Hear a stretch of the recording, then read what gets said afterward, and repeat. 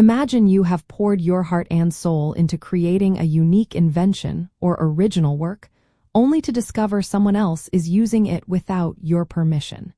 It is a frustrating scenario, and understanding your rights is the first step to protecting your efforts. Literal infringement, whether for a patent or copyright, occurs when an accused product, process, or work precisely matches every single element of a valid claim in a patent, or directly copies a protected expression in a copyrighted work. For patents, this means there are no missing elements or substitutes, while for copyrights, it involves a direct replication of protected expression. The core mechanism behind determining literal infringement is a direct comparison. For patents, courts conduct a meticulous two-step analysis. First, the court interprets the patent claims to understand their exact meaning and scope. This process is called claim construction. Second, the court compares the properly interpreted claims, element by element, to the accused infringing device or process.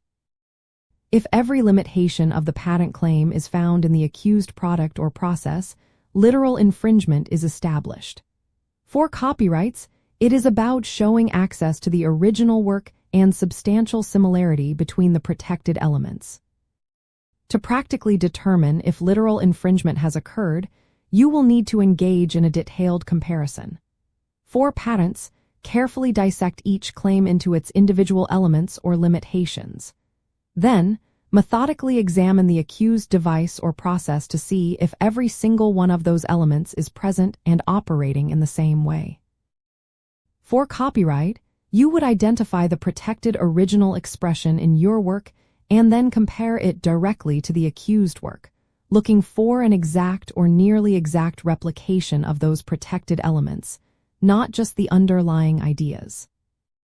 An interesting nuance in patent law is that even a slight variation can sometimes avoid literal infringement, leading to the doctrine of equivalence, where the accused product performs substantially the same function, in substantially the same way, to achieve substantially the same result. However, for a literal infringement finding, that exact match to every claim element is paramount. For copyright, the protection extends only to the expression, not the underlying ideas, facts, or concepts, meaning a different expression of the same idea is not infringement. Ultimately, recognizing literal infringement empowers you to identify direct copying of your intellectual property, enabling you to take appropriate legal action. Understanding this precise standard helps you accurately assess potential violations and develop a strong strategy to defend your innovation and creativity in the marketplace.